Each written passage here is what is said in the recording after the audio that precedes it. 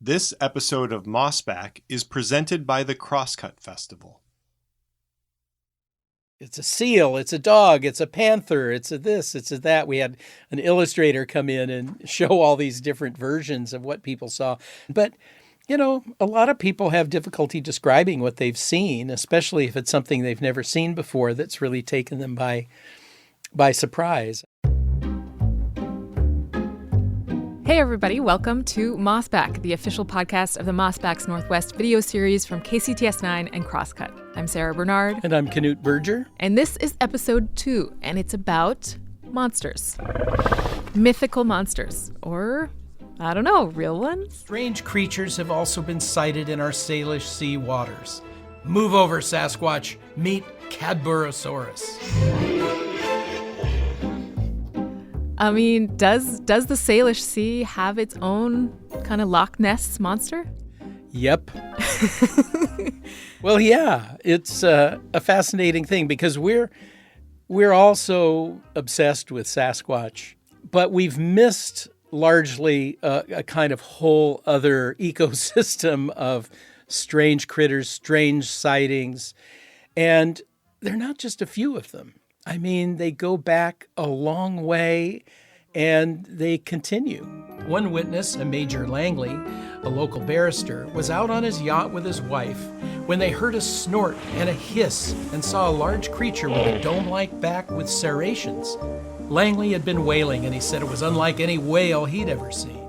Yeah, so that is the topic of the video in Mossback's Northwest. You should really go watch it right now if you haven't already. Go to the show notes on this episode or to the show page on crosscut.com. Check it out. We'll see you back here in a bit. So this just is, to me, a fascinating subject. My grandmother grew up in the Highlands. She was a believer in the Loch Ness Monster. She believed she'd seen it. She was of fishing people in the Highlands, the Murray Firth. The Loch Ness was in her backyard, essentially. And, of course, she believed in lots of things, like being able to tell your fortune in a teacup. So when the subject of the Loch Ness Monster, and, of course, when I was a kid, I was fascinated by Sasquatch and the Loch Ness Monster, these critters. There were all kinds of theories, of course, about Nessie, which is one of the things people call the Loch Ness Monster, about perhaps it was a prehistoric creature that survived and was living in the lake. Perhaps there are tunnels that, other sea creatures can come from the ocean and swim into the loch and that kind of thing. And of course there are alleged photographs of the Loch Ness Monster that some of which really stretch credibility, to say the least. When I was young, my father told us that there was a creature that lived in Lake Okanagan up in British Columbia called Ogopogo. He didn't see Ogopogo, but he knew about Ogopogo. We had a lot of relatives in British Columbia, and they talked about it. And it was a big thing in the 1930s and 40s. And so he would say, well, there's Ogopogo. And there were even stories about Lake Washington, both Indigenous people talking about various bodies of water throughout the, region having some kind of creature living in them.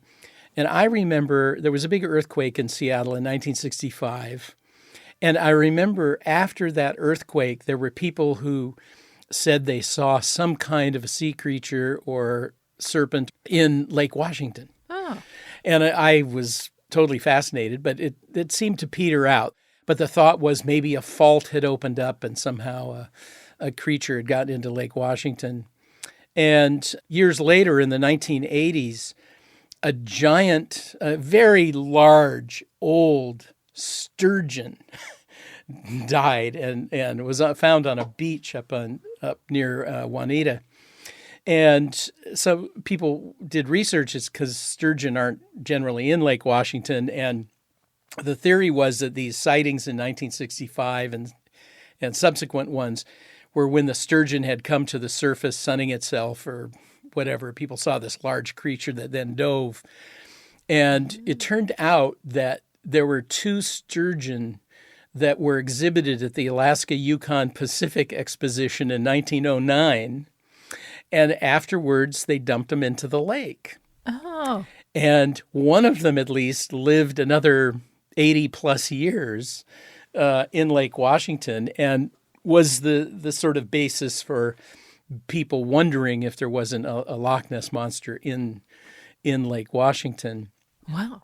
And I think that, while we didn't have anything like Nessie, there's still this element of the sea being unknown. We don't know everything about what lives in Puget Sound or on the coast. And certainly there have been large serpent-like creatures portrayed in Salish and North Coast Indigenous artworks. And the whole question is, are these simply renderings of mythological or legendary creatures, or is there some reality to it? Mm-hmm.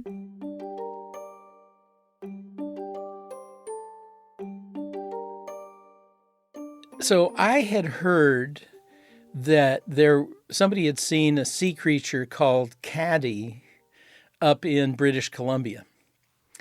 And I was like, what is that? I've never heard of that. And I hadn't, I'd heard of Ogopogo, but I hadn't heard about caddy. Well, caddy is short for Cadborosaurus. And it turns out in the 1930s, some fairly reputable people near Cadboro Bay on Vancouver Island saw a large serpent-like creature and reported it. And this is 1933. And it got into the newspaper, and suddenly people started seeing caddy everywhere. Articles appeared, and scores of new sightings were recorded. Some believe that there was an entire caddy family out there frolicking from Puget Sound to Campbell River. I think there's a way that when one person sees something, it kind of triggers other people seeing it as well. In the earlier part of the days of settlement and whatnot, people were coming to this region largely from the water, coming down the Strait of Juan de Fuca into Puget Sound, or, coming up to Vancouver Island. And so there was a lot of opportunity, I think. And one of the things that surprised me was the frontier newspapers have, on a pretty regular basis, these little items about sea monsters or sea serpents being sighted by sailors that are, coming into port here. And the one I got a big kick out of because of Seattle's hockey team is I found a report, which wasn't in the episode, about a kraken sighting by a Danish sea captain who was sailing to Seattle, and somewhere along the line, it didn't specify where, encountered a kraken. Wow. And just reported in the newspaper like he saw a kraken. Everybody. Yeah, exactly. Now, a lot of people, especially as time went on, reported these with great skepticism. And you could see sometimes sarcastically it would say, well, they had one too many nips on the grog, Yeah. sense. And that sailors tell exaggerated stories. Some of them are quite wild. There was one story that was in the 1880s in a Vancouver, Washington newspaper where a sea captain came in and told this tale of this almost dragon-like massive sea creature that had wings bigger than the sails on his sailing ship and came up and snorted and scared the bejesus out of everybody. And it's very typical of some of these stories that it is serpent-like. It had ridges on its back. It had humps. It's sometimes a long neck. It's kind of amazing to me because it's like, it sounds like the way you're describing this is that once you started looking in old newspapers from, I guess, the 19th, 20th centuries, you were just seeing sighting after sighting after sighting. Like this was something that was happening all the time and getting written up a lot. I mean, yeah, it was fairly regular, and articles here, articles there, in places that seem disconnected from others. Somebody in at Willapa Bay, and then somebody in northern BC. Wow. what's so fascinating to me about this is like this little sort of glimmer of hope that it is actually something real, something that science hasn't yet discovered. Because it's easy to say like, oh well, you probably just saw a whale. I mean, what else is giant and out there in the water? And sometimes if you only saw one part of the whale, then it would look like this or that, or like, of course, there's a rational explanation. But then there's just this like little glimmer. So one of the early reports of Cadborosaurus, the man had been whaling before. So he had seen a whale, and he knew it wasn't a whale. Like, he knew what a whale looked like, and it wasn't that. And I feel like for me, that was just this moment where I thought, okay, well, that gives me a little bit, makes me pause for a moment. Like, if you are to believe him, that he knows what a whale is like, what did he see then? Just like, even though I keep on circling back to, of course, it was a whale. I mean, what else would it be? But yeah. Well, it's interesting you bring up the topic of whales, because there's kind of a whole secondary topic that I didn't address at all in the video, partly because I didn't really get into it until after we had already shot the episode.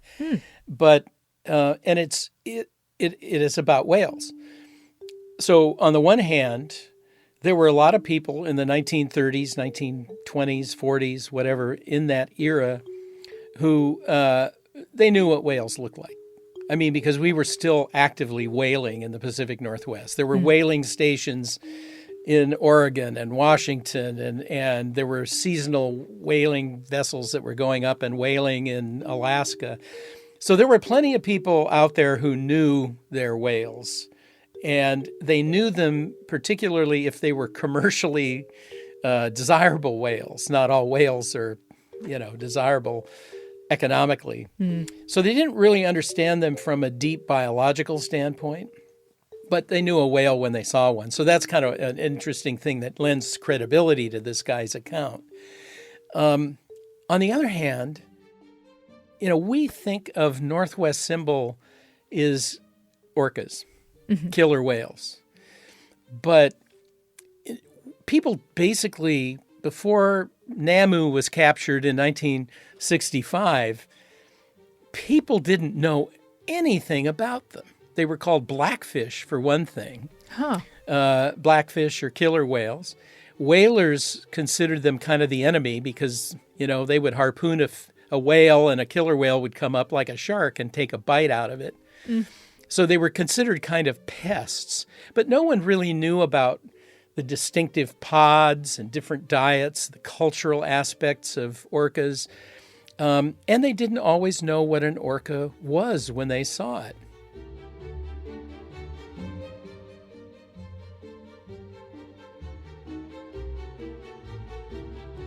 We'll be right back. Support for the Mossback podcast comes from the Crosscut Festival, happening online and in Seattle, May 4th through the 7th. Join us in celebrating bold ideas for a changing world at our biggest event of the year, featuring fireside conversations, panels, live podcast recordings, workshops, and special events that explore forward thinking in politics, social justice, the environment, history, innovation, and more. Spend your week with the community of the curious at the Crosscut Festival this spring. More information at crosscut.com/festival.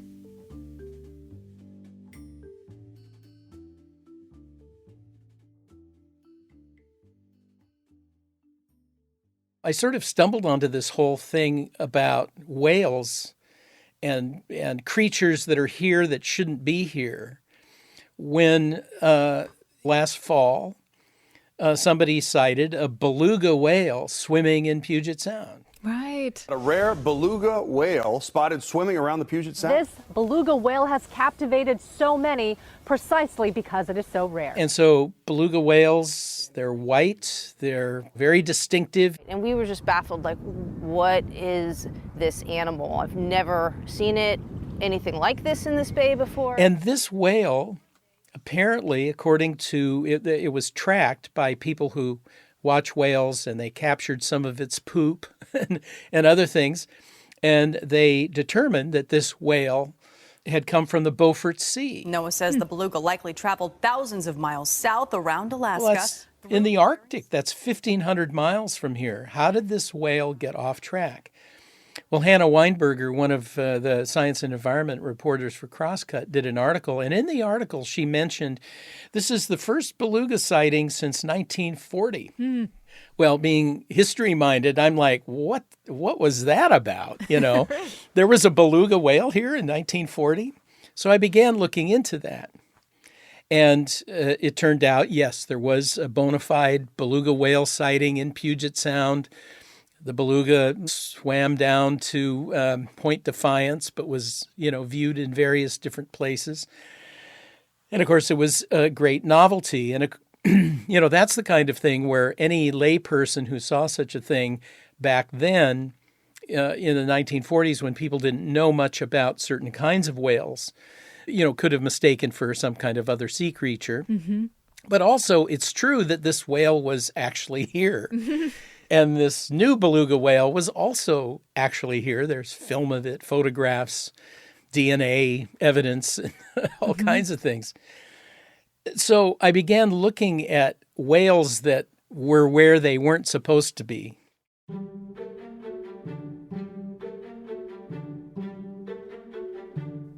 So, for example, in 1931, this is right before the Caddy sighting, a youthful young orca swam up the Columbia River all the way to Portland and apparently couldn't find its way back. And it swam and played off of Portland. They gave it a name, and it's the first orca in America, anyway, that was ever named. They named it Ethelbert. And Ethelbert the whale. And they didn't know what gender it was. They didn't even know what species it was. And they asked whalers, and there was finally some guy, old grizzled guy, came along and said, well, that's a blackfish. And there was a big debate because it seemed to be getting weaker, and it was swimming in a very polluted part of kind of a slough where a lot of Portland sewage was. This orca, Ethelbert, seemed to be weakening, and they said, well, we're going to have to either get it out of the water and rescue it, or we're going to have to kill it. Mm-hmm. And there's big debate went on with, people from wildlife and old whalers and everything. And so this man and son the man had been a long time in the whaling business, he went out there and shot Ethelbert. Yeah. And then his plan was to take Ethelbert's body and turn it into a sideshow. Whoa. Tour it around, the country or wherever. But before he could do that, another group of guys came in and stole Ethelbert's body. Wow. And so then there was a big fight over who owned Ethelbert. And it turned out it was a young female orca, probably, separated from its pod. And so they decided to pickle the whale. And so all parties basically agreed. So they apparently rounded up every ounce of embalming fluid in Portland, all the formaldehyde, and they made a big container and they put this, 12-foot long orca into a preservative. And then there was a further legal battle over whether these guys should be charged with a crime. It wasn't illegal to kill whales then. So long story short, Ethelbert ended up the property of these man and his son. Wow. And then dropped out of history for, maybe 40 years.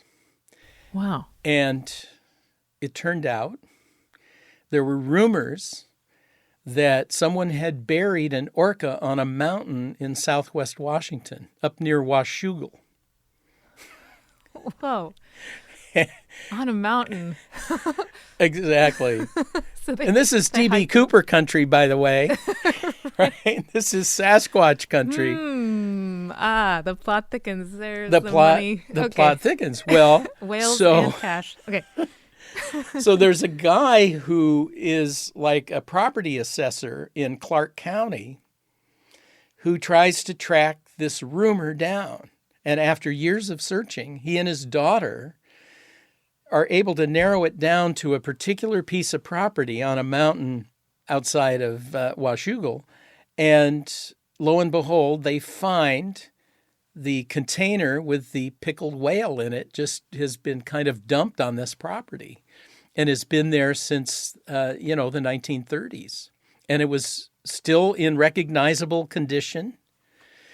And then the discovery was confirmed by other reporters from the, Oregonian and the Columbian and other papers, were able to come up there and see that, yes, indeed, there was a pickled orca on top of this mountain, and then some folks came along, and I guess some timber people came along and had dug a ditch or got a bulldozer, dug a big ditch and buried Ethelbert.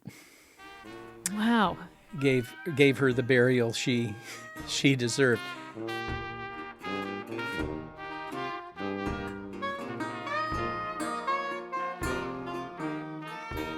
My goodness. I mean, I guess the man and his son, or whoever had control of Ethelbert's body, just thought, I guess we'll just leave her here and run away. Well, apparently it turns out that they at one time owned the property. Okay. And that was where they are said to have taken Ethelbert on a very short tour, and that didn't work out, so they had to put her someplace.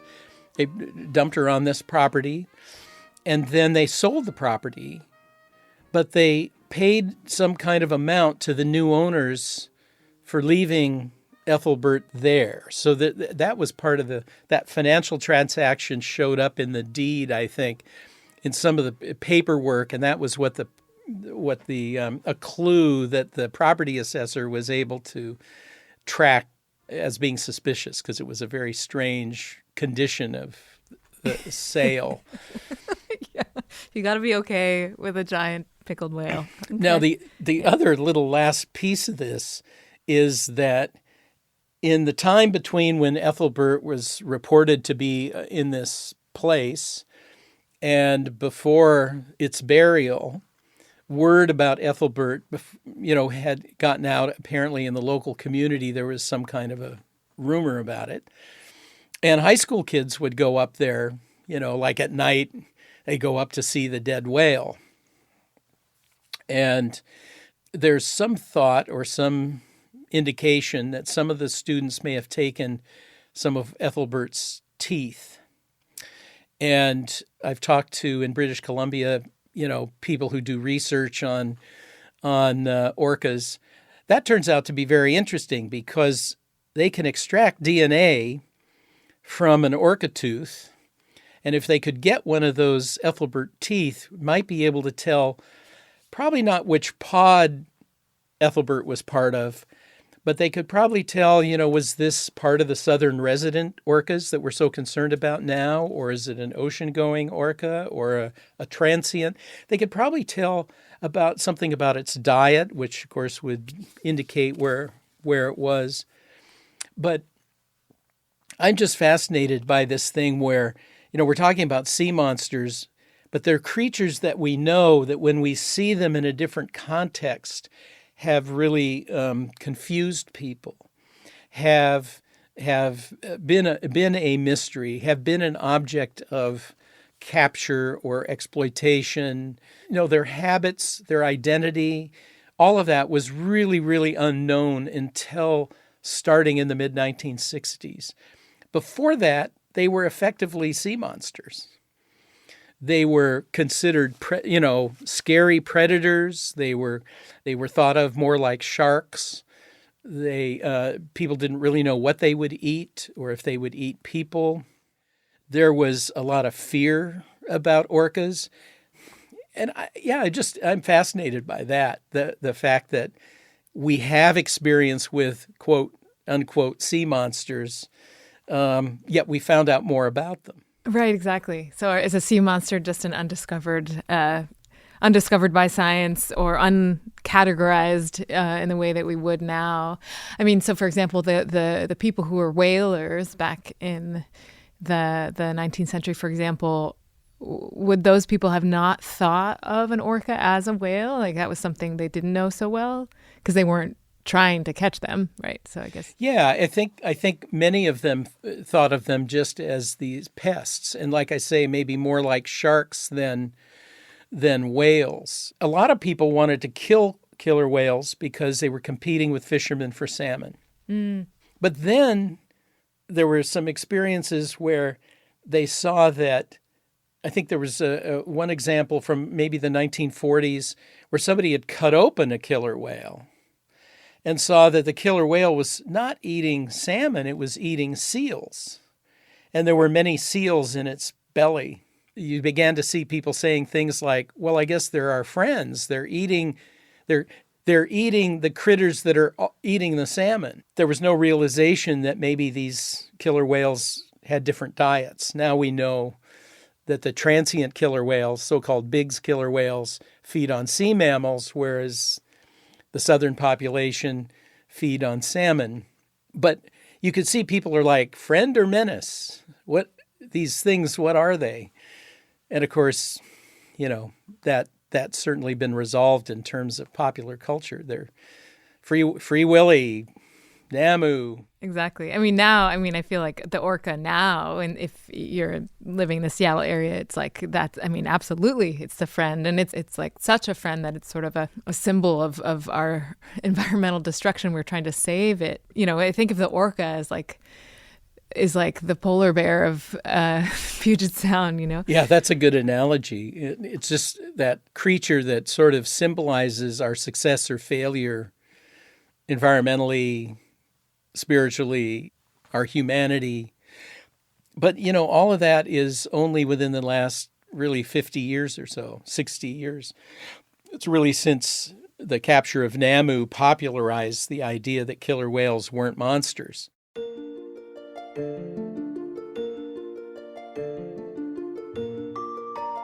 The other thing is that the sea is full of amazing stuff, even if you don't believe in sea serpents or sea monsters or the Kraken or whatever. Mm-hmm. I think all of us at some time have seen something remarkable. I mean, if I were living in the 19th century and had never seen a whale, and I watched a humpback breach, which I've seen in the Strait of Juan de Fuca, frolicking humpbacks, mm-hmm. I'm not sure I could describe that in a way that would sound rational. Right. And yeah.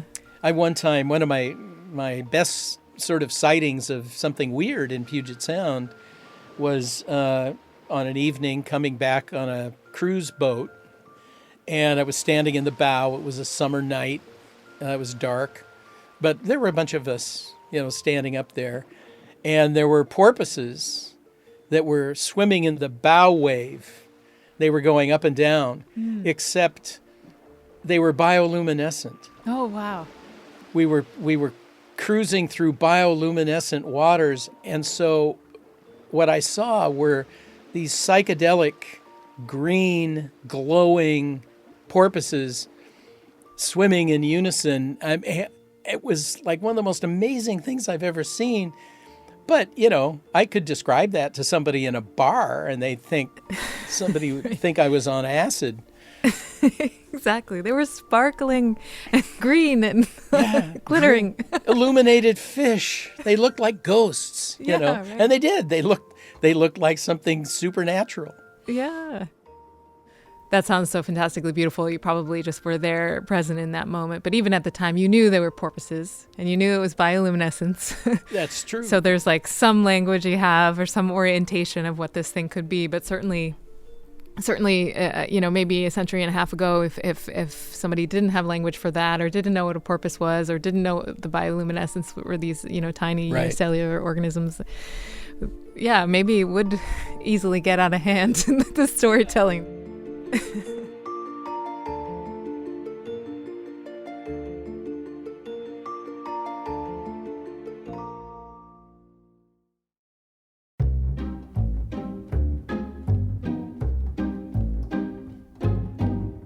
Thanks for listening to Mossback. This episode was produced by me, Sarah Bernard, and the executive producer is Mark Baumgarten. Editorial assistance from Mason Bryan. Cover art by Greg Cohen. And many thanks to engineer Rusty Bacall for building out an amazing COVID-friendly audio studio. If you'd like to check out more videos from the 5 seasons of Mossback's Northwest, you can find them all at crosscut.com or kcts9.org. For more on all things Mossback, go to crosscut.com/Mossback. You can subscribe to the Mossback podcast wherever you listen. And if you like the show, please review us. It really helps other people find us. And if you'd like to support the work we do at Crosscut, go to crosscut.com/membership. In addition to supporting our journalism, members receive complete access to KCTS9's on-demand programming and a subscription to the Mossback Den newsletter, where Knute shares even more Pacific Northwest history. Mossback is a product of Cascade Public Media. I'm Sarah Bernard, and we'll be back soon with another episode.